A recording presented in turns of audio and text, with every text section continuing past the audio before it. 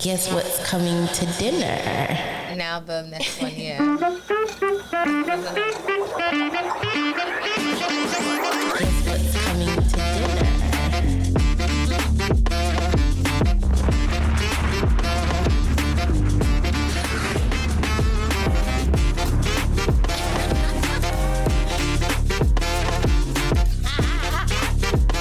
Remix.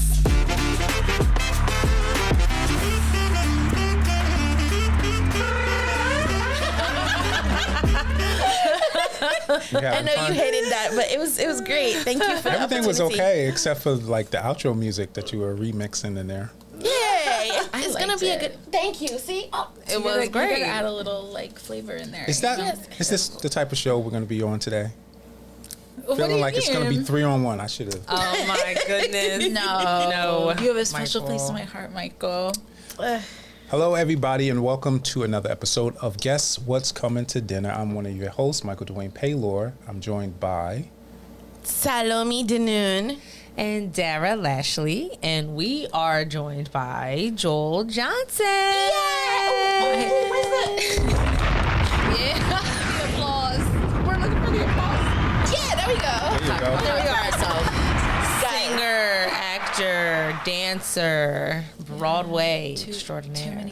Too many things. Too Too many things to keep track of. No, I love it. I love all the hyphens. Yeah, that's like so yeah. many I always things. have to specify. I'm like, okay, here's like my list of things that I am capable of, and that I hope someone will discover me for. Welcome to the show, Joel. yay! Yes. Thank you for coming. Yes, I'm so I was excited that you're here. I dropped the hint, I think, in class or so. I remember I was just like, I need to maybe put the feelers out here and be like, if they have a slot and they're looking for someone to talk to, I would be honored. It would be my privilege. We're honored for you to come. Absolutely. Thank you. Thank you so much for being Yeah. here and I- being so excited to be here, right? Like, I love when people are excited to Yeah, be here. I mean, like I was saying before we started, like I just love talking, and I was like, I can talk to like, especially people from Playhouse West. It's like when I talk to them, it's bad. I can't shut up. yeah. Where they're like, okay, we actually have a scene that we have to rehearse, and I have 20 minutes before I have to go to work, and I'm like, oh, okay, yeah. So That's awesome. But I do love your energy and thank you for you. being here. So, we're going to start with the fun fact. Random fact? What is it? oh yeah. Look at your face. Random facts. Look at your face. Go ahead and say Yes, it. because Random fact for today's episode, everyone. Salome don't got a random fact. Oh, you know what I can't stand about people. You can do 99 things right. That one thing, they be on your ass, boy. Trying to deflect from the fact that you didn't bring a fact. Did not remember, and this is the first time, It's and I'm okay. sorry, guys. Yeah, but let me see if I can pull one out my ass. Random fact. That's what we're here for. We're actors, right? Yeah. Well, tell us something about where you're from that we wouldn't know. That could be random. Yeah, that can be random. Right now, we're going through heritage season, and heritage sort of portrays the history of our country and the things that we used to do. And one of the things is, which I told Dara and somebody else, I can't remember, that back in the day, the mothers, after the honeymoon night, the first night, when their daughters slept with their husbands for the first time, the mothers would take the sheet and parade it through the streets to show the villagers that wow. that their daughter was a virgin. What? So random fact, boom. Yeah.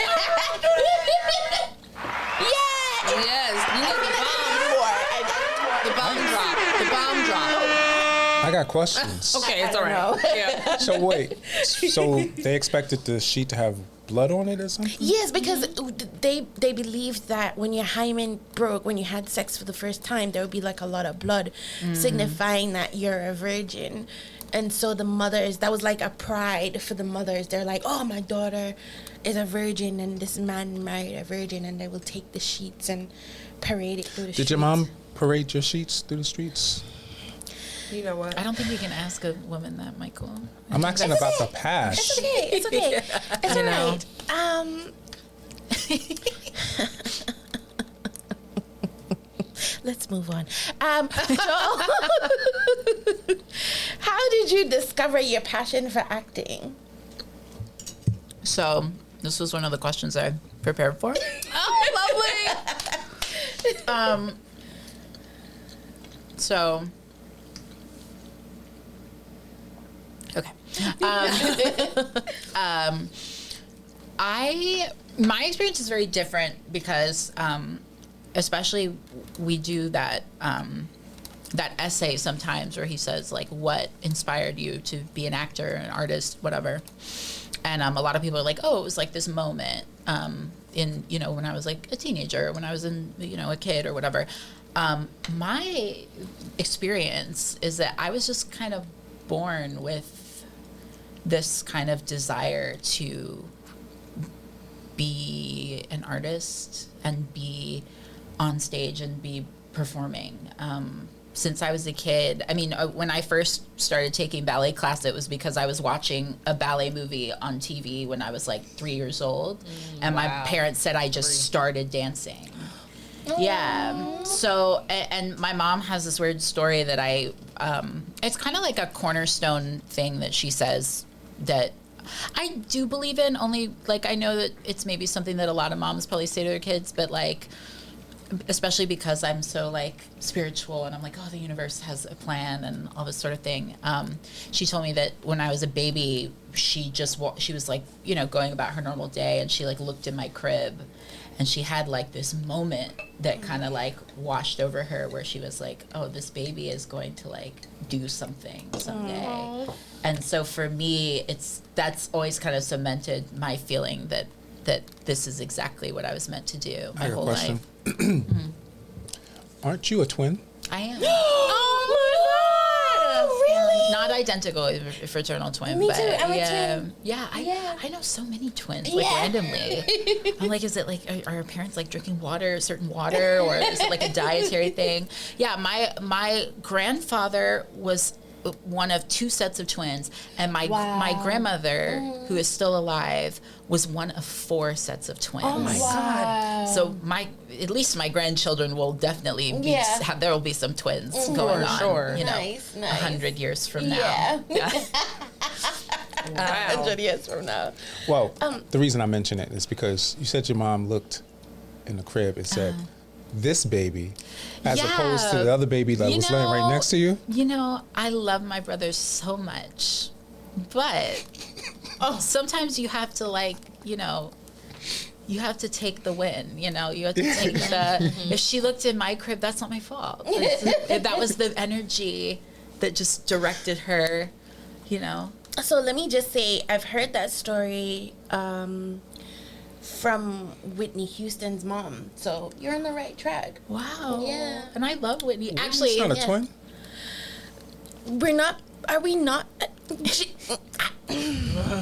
Oh, can we shout out my cousin Sai that's in the room? So if hi my baby. Hi. So I gotta maybe reel myself in today. So I promise myself that I'm gonna be nice to you because I want to set a good example. she's not going to jump across the table. Yeah. I mean, that'd be nice. I'm so much closer today. So I'll be nice today. That's the reason why I'm nice today. I normally sit across just for this circumstances. All right, so. But Joel, you understood what I said, right? Yeah. Okay, I mean, good. I love Whitney. Okay. I love Whitney. Yeah, but she's not a twin. We were talking about twins. Also, last question about twins. Okay. You said your grandparent? Which one? So my grandmother on my mother's side is one of 4 sets of twins. 4 sets. So she's one half of 4 different pairs of twins. That's amazing. So my great grandmother had 9 children, and they were all twins. Wow. And then my grandfather on my dad's side was he was one of 2 sets of twins. Can you imagine every time you got pregnant? At some It point, was you with would have probably multiple been just like, children. by the third pregnancy, you were like, all right, Oh yeah, there got to be at least two in here. There's a Oh my God. I don't know if I can say it, but there's a Kathy Griffin joke. I don't know if y'all know if y'all like Yeah. watch Yeah, I Kathy love Griffin. Kathy. I used to like fall asleep to her videos because I'm just like, it's a redhead thing, I think. Yeah. But she had this joke, and I guess like her grandmother had 19 children. Wow. And she said that her like lower parts, she said they were puttering like chitty chitty bang bang. And so, like not to like upset my great grandmother, but when I think of her, I just wonder if that was what was going on. Oh my God. So, yeah, I feel bad for her. I mean, I'm glad I'm here, like I'm the product of that, but it's like, yeah.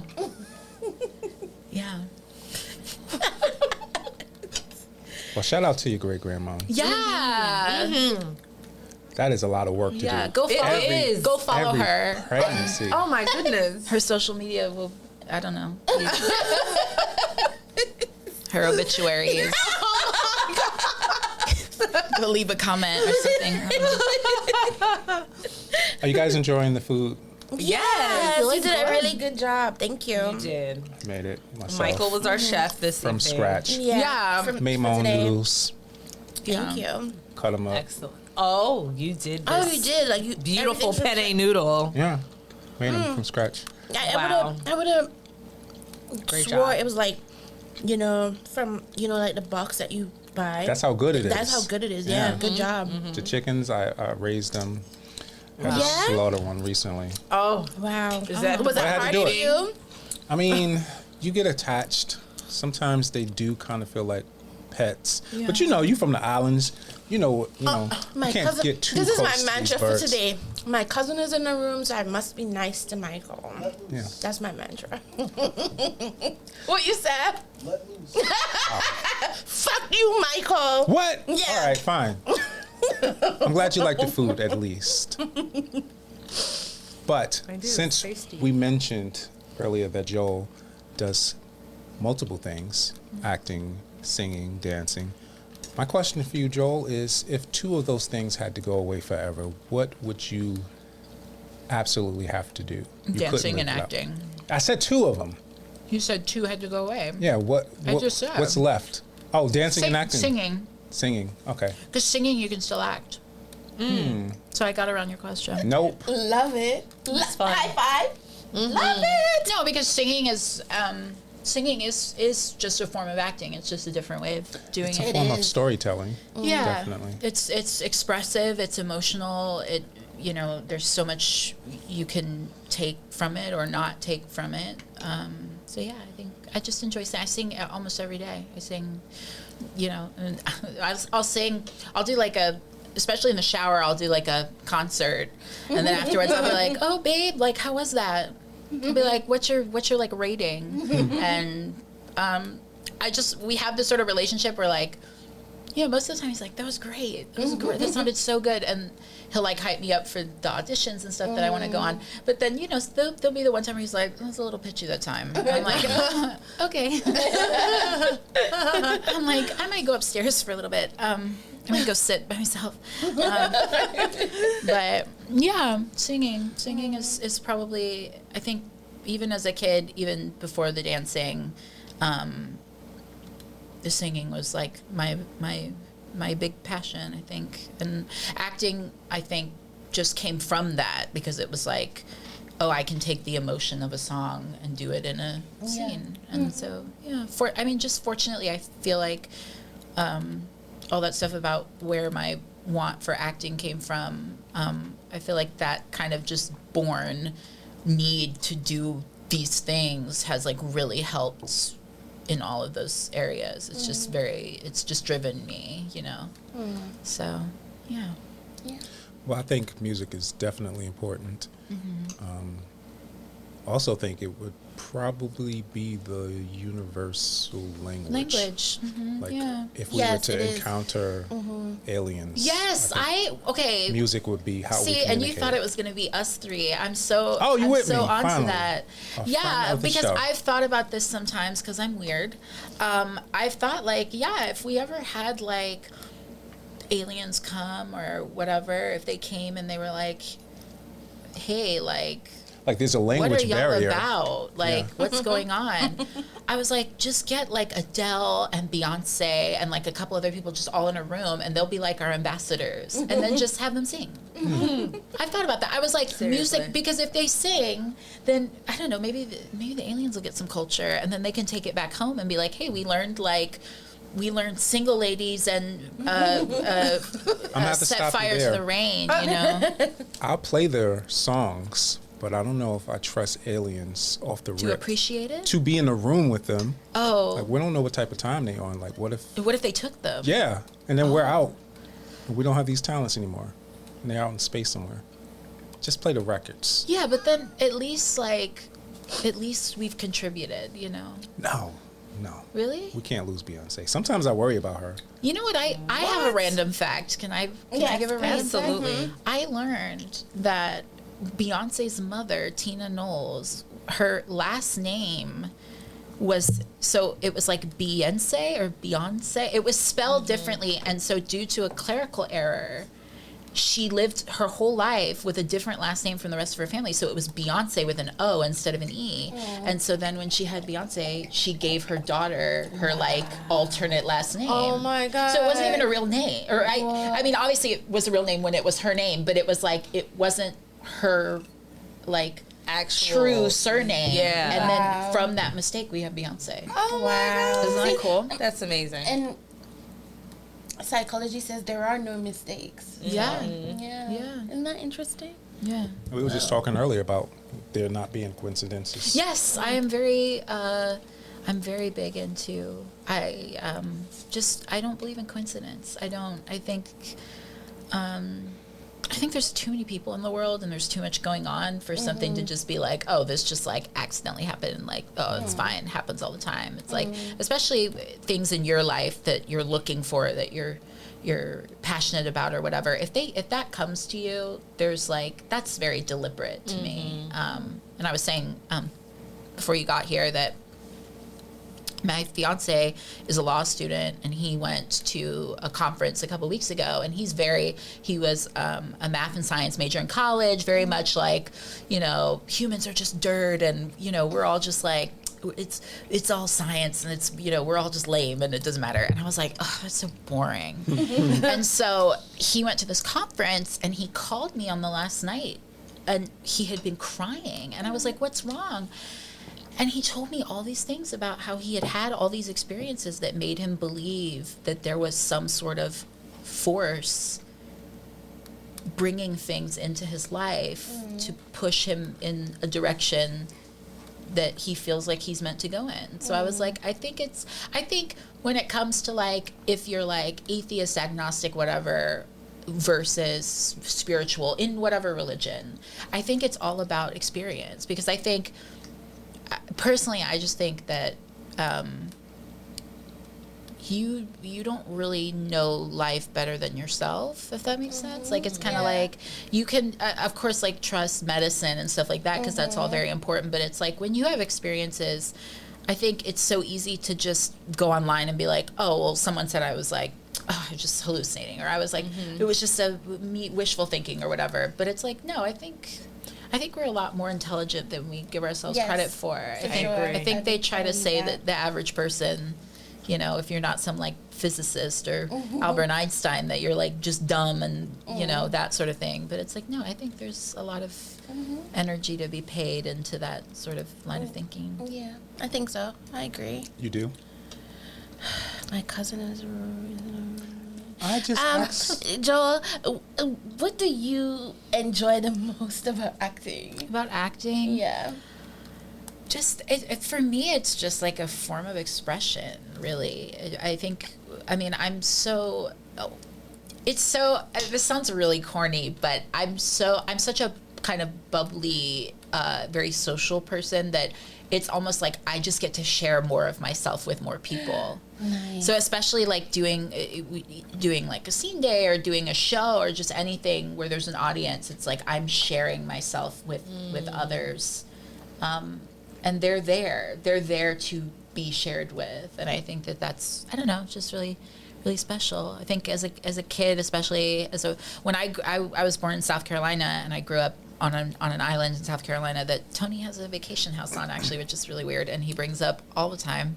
Wow. Which I was like, ugh. I mean, no such thing as coincidence. So like a little weird. And then a girl that used to be in our class, I grew up with and hadn't seen for like 15 years. Oh my And God. I walked in my first day and she was there. Wow. Her name was Ella. And shout out to Ella. I hope you're doing well. But yeah. I did a scene with her. Yeah, she was really good too. But yeah, so being down there, the one thing was obviously if you couldn't tell, I'm very gay. You couldn't tell by the very feminine voice or the way I'm sitting, and it's when you're in a community. Not to say that Hilton Head Island, which is where I grew up, was very conservative, because it was very, I felt like in a lot of ways it was very like open and liberal in terms of like being accepting of people. But of course you have kids, right, that don't know any better. So it was like, I was very open, but I also felt very ridiculed and looked down upon. So it's like now as an adult to kind of come fully into myself and be able to just be like, hey, I have all these gifts I want to share, and look at me, it's like it's just so freeing, I think, and it's addictive, I think. Yeah, nice. I like that. Do you feel the same way about dancing? No. No. Not anymore. Yeah. When I was my. my dance experience, I was a classically trained ballet dancer, and it started off good because I just loved it. I loved the music, the artistry of it, the costumes, that sort of thing. And but as you get older, it turns into more of a physical issue where you're too big or you're too small or you're too. My issue was always I was too short because I'm 5'6", and they always wanted guys that were taller.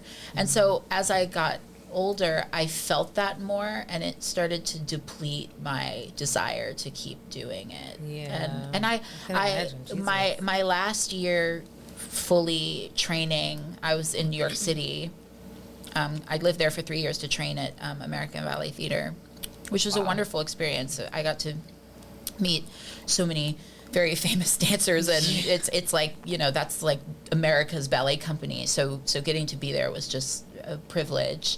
But I felt like my energy and kind of my artistic style and stuff was just not ever gonna work there. I kind of felt that like probably my second year training there, and then by the end of the year I was just like, I'm good. Okay. Yeah. Love that. Well, could that be because we were discussing earlier before the show that you feel like you have to create your own lane? Yeah, I think that was very much like preliminary. That was very like my first experience with feeling like different, to the point where I didn't know if I had a space, or I didn't have a place where I could exist as myself. So I feel like that was kind of, I think I didn't pick up on it then because I was like 16 and was like, I live in New York, and I'm like,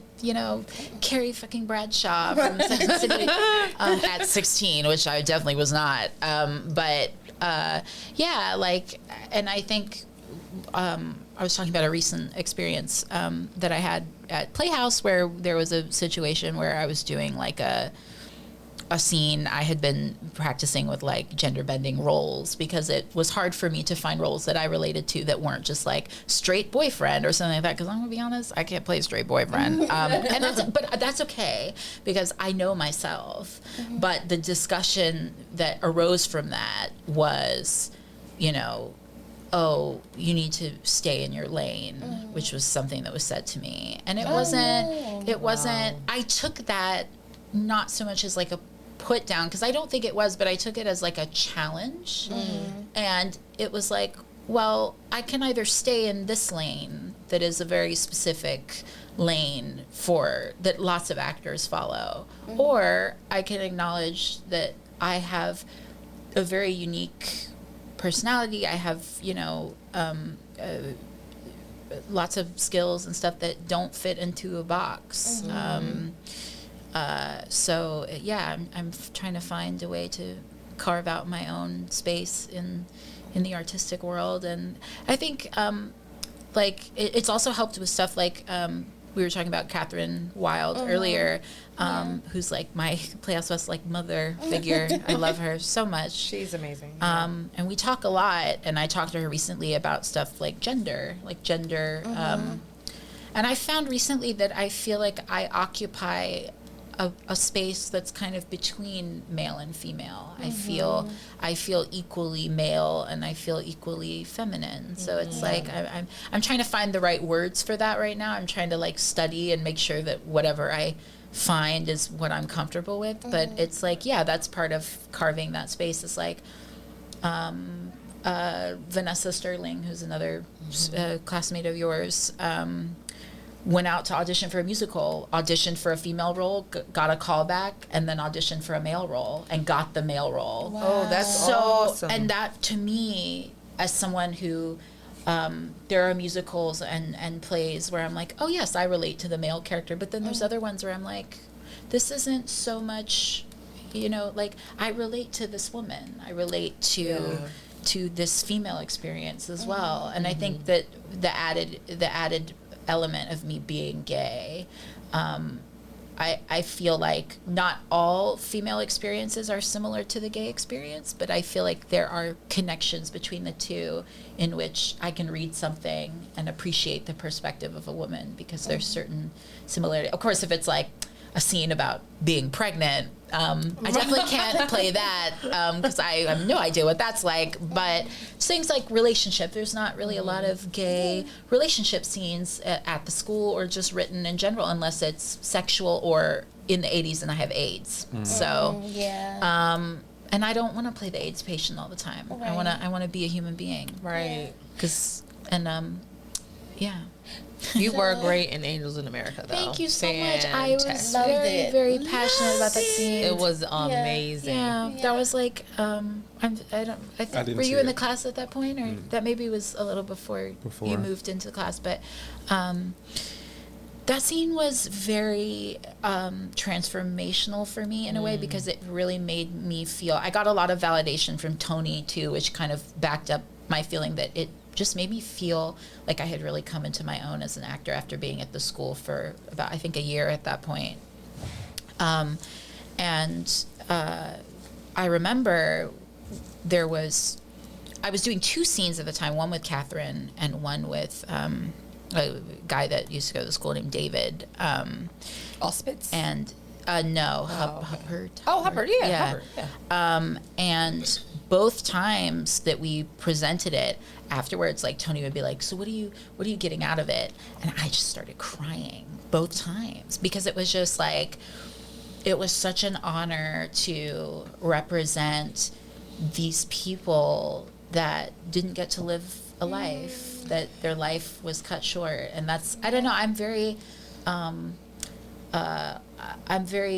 pro-human. I'm very pro-life. Like I always say, like one of my things that I say all the time is like, I think murder is the most evil thing you could do to another human being, because you don't have the right to take another person's life. No matter what it is, no matter in war or whatever. So to think of those people, Anne Leibovitz, I think, did an interview one time and said that a whole generation of artists was wiped out by the AIDS pandemic. And I had watched that while I was doing that scene, and I think that's kind of what made me cry, because it was just like, you think of these people that could have been great actors or fashion designers or singers, and they just withered away. It's very sad. So Angels in America, very good play. Yeah. I recommend you all Yes. read it if you're in Playhouse. And I know you're watching because you better be watching. Do a scene from it. There's lots of scenes for women, for men, straight men, gay men, drug addicts. There's a great role in there for a woman addicted to like opioids. So if you want to play around with that sort of character, it's really great. So I have a question for you. Go for it. That's what we're doing. I'm asking you questions. Yeah. But what's your opinion on straight men playing gay roles? Straight men playing gay roles. I'm not so. I think it depends. I think if they really honor the fact that they're playing a gay man and they really do the study to be authentic, I think it's fine. But I do think that if there is a gay actor that is talented enough to play the role, I think he should play it. I think if you absolutely just can't find anyone and this great actor wants to play the role, I think it's just about telling a great story. So you need a great actor to tell that story. I think that's what really matters at the end of the day. Because I would love more gay stories, and I think we've had a lot lately, and I feel like it's just growing, and I think it's important because I think, I don't know, like America's just, let's tell the straight white person's story, and it's like that's so tired. So it's so boring. Like let's tell all the other. There's so many cultures, and like we were driving today in Philly, and I was talking to my mom the other night, and I was like, I want to move back to New York. When I was like, I was telling you I was crying about the Barbie movie, like a like a true gay person, and I was saying, I want to move back to New York, but then I was thinking about the thing with Philly versus New York is that it's so diverse in a more collective way, where it's like across the whole city, there's diversity of culture, of race, of religion.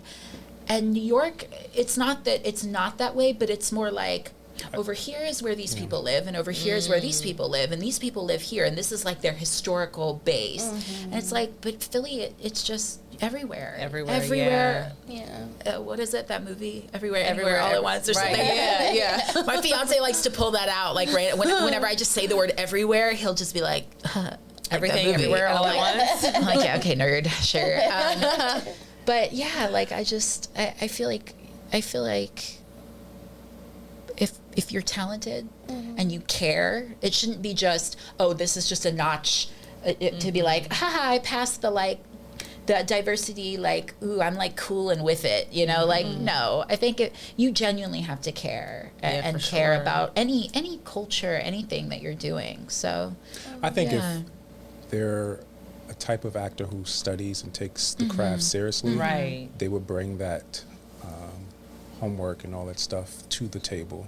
Exactly. But that's not In a necessarily truthful way. always the case. I mean, in some movies, they get a role based off of who they know, and they Right. just throw them into the part, and it doesn't Yeah. matter. Well, and the thing for gay characters too is that if a character is gay, that doesn't, like, if I was auditioning for a role, just because the character is gay does not necessarily mean I will understand the entire character. That's just one aspect of the character. If I'm gay and I audition because I'm gay, but then this character has some sort of trauma that I just cannot tap into or relate to, then I shouldn't play that role. Right. Yeah. So it's like it really comes down to like your gift, your talent. The talent, if yeah. you can inhabit and that- tell the that story role. the best. Yeah. Yeah. So you were talking about how doing Angels in America, how it affected you and stuff like that. So my question is, are there any other like things about yourself that has been enhanced from coming to Playhouse West? I think when I was done dancing, I found the school when I really wasn't sure what I was going to do with myself. Because it was just very like, I was like, I could go into singing and try to do that. Because I had a couple friends that were like doing recording. They were like recording demos and stuff like that. And I was like, I could go back to ballet, but that's like kind of an uphill battle. Because once you're past like 18, it just gets harder to try to like go back to dancing if you take a break or if you stop. And so when I got to Playhouse, it was just like, it kind of just brought my confidence back. I think it enhanced me, and that I was like, this teacher really likes me and he sees a lot of potential in me, and I think I didn't see it in myself for a long time. So I think it enhanced my life in a lot of ways. I think I say this a lot to new students that I meet. I'm like, yeah, Playhouse West like really changed.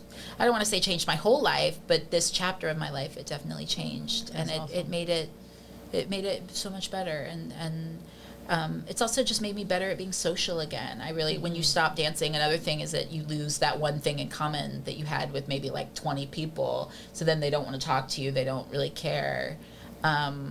And that was painful. It was painful to learn that, you know, they're circumstantial friends. They're like work friends, that sort of thing.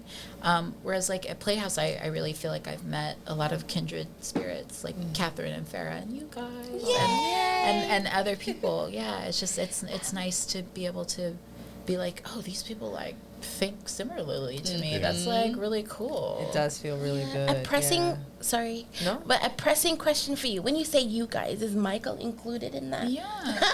No, I mean, when I rehearsed with Michael, when we did The Odd Couple, I think like literally like 90% of rehearsal was just us talking about just everything else but the scene. So, and that's how I always know. I know that I've picked a good scene partner if we actually don't.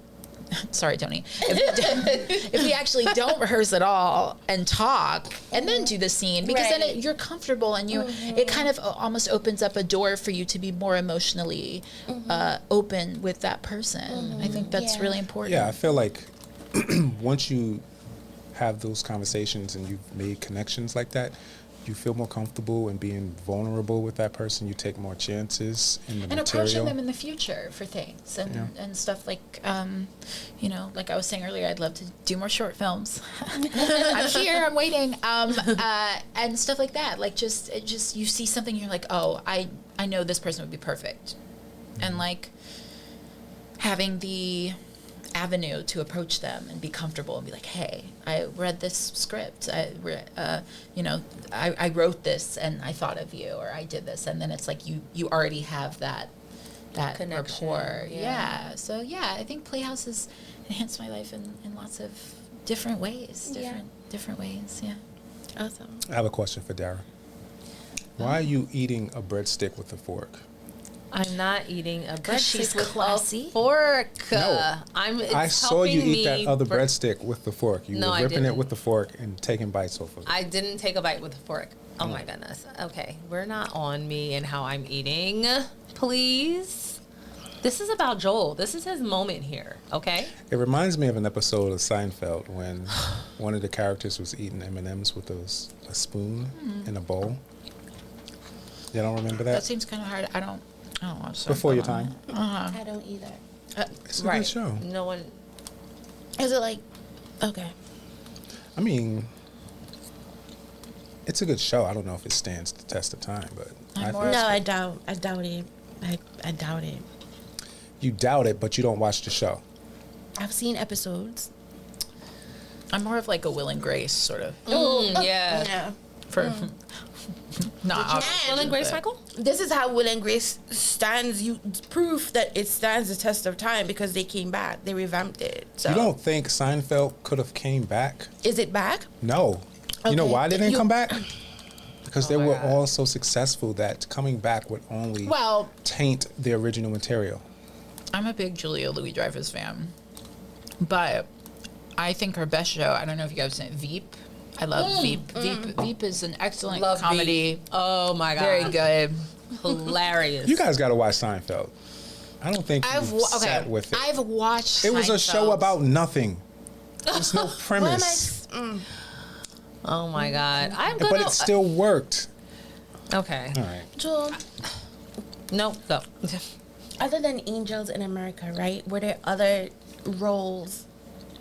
Oh, I thought he was snickering over there. But are there other roles that you've played, roles or projects that you've done that you're excited about?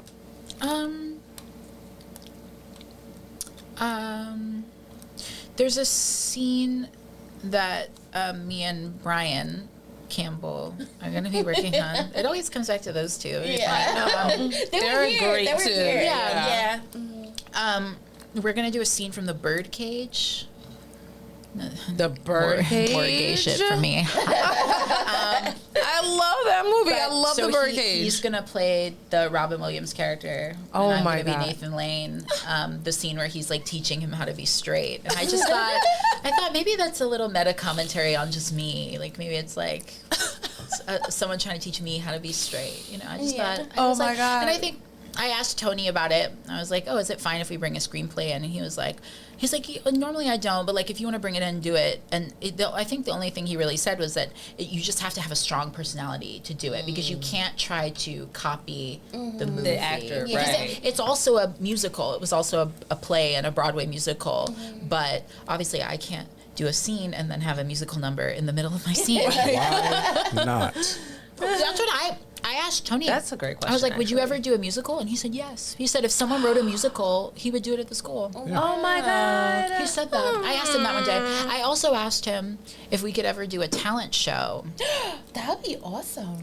Didn't he So say some- like LA's done talent? They do it. shows? It's so it would be like a fundraiser for the school, basically. Nice. Please. Yeah, that's great. And so I was like, maybe I can head it. And then the one caveat is that I get to perform in it without like auditioning for it. my Or love host that. it. yeah. Yeah. Right, why because don't you hosts host it? always get to Huh? perform. Why don't you host it, Michael? I don't want to host it. You don't want to host it? Then why'd you say that? Because if you host it, like the host has the most stage time, they bring out the guests, but they also have a set Right. their own. Right, yeah. So it's true. not one set, it's like That's multiple true. ones spread all out. Yeah. That's true. And it was your idea. That's true. Thank you. I think you would be a giving me wonderful my credit. host or That's something like that really too. awesome. Oh my Yeah. God, yes. Beautiful. Thank you. Yeah. Yeah. Perfect. I guess that is like a performance in its own way. Yeah. So, yeah. Probably the most important one, to be honest. You have to have a strong host to set the tempo I'll of the do show. like Yeah. I'll do like an Ariana DeBose like opening dance number like down the aisles of the Love that. I would No. continue to communicate with Tony because he gets He'll busy. forget, yeah. He will Oh forget. yeah. Oh no, I mean I think a talent show would be a lot of fun. I think also it's just like, yeah, we're all actors. We all know each other as actors, but it's also an opportunity to be like, hey, my peers can do these other things, you know? Yeah. Lots of people at the school can play instruments, Yeah. they can sing and stuff like that. So it's like, yeah, I think it would be a great opportunity. I love that. It's a good idea. Yeah. That's how me and Farah got in touch, was because she went in and did a song. She sang for a fantasy, and then Ryan Irving was doing a short film, and he needed a song for me to sing, and she wrote it. And so we connected through that. So it's like I never would have known she was the singer without her bringing that into class, and then other people being like, "Oh, like I heard you sing, and Farah like writes music, and she sings too." And I was like. Yeah. Wow. That's amazing. She's my queen. I text her a lot. Like she'll post pictures of herself like out at a party. I'm like, oh my god, you're so beautiful. Like I'm so like I know. I love your life. Like Gorgeous. Yeah. Yeah. Like a model. Hi, Farah. How do you deal with like rejection or criticism In life or in like art? in life and in art? And I'm sure you probably get it more in life. You know. Rejection in art. I struggle with that a little bit because especially there's definitely a way when you're in class that you can be kind of conditioned to be like, oh, like Tony likes what I'm doing. He really he likes what I'm working on. Okay, this is so you kind of, especially if you get on a run or a streak of things where you're like, he's like good, and then like after like 2 months, you have one day where he's like, get out of class. Oh my God, yeah. You are a failure. Yeah, not like that. That's how it feels. But though. that's how it But feels. it really hits you like that because you're like, he's like, you know, for weeks he can be like, this was excellent, very connected, very good. This was very good. And then like, yeah, that one day, that one bit of criticism, and you're Joe- just like, I'm going to quit and never come back. I know. I have I the don't opposite. belong here. I have the please. opposite experience. Really? I sucked for 2 months straight, And then that one day, I get I think this is the best work I've seen you do. And I'm like, whew. And then I go back to sucking. That's what he said that to me with my Angels in America scene. He said that to me, and I was like, oh my God. Yeah, I was like, it was like, Beyonce had come in the room and like, you are like my successor. Please come take over my tour or whatever. Like, it was like that sort of, like, yeah, it's like, it's funny. My relationship with Tony is really interesting because on one hand, I'm like, sometimes he just gets on my nerves. And I'm like, it's more like, just because I think he's his views as an older man in this profession are different from mine as like a younger man in this profession. But then other times I just view him as such like a fatherly figure of guidance. I think especially with a lot of the younger students, we view him in a sort of like patriarchal kind of space in that way. And I think so, everything he says to us is like, we just take it and it like feeds us, it nourishes us. And I've talked to like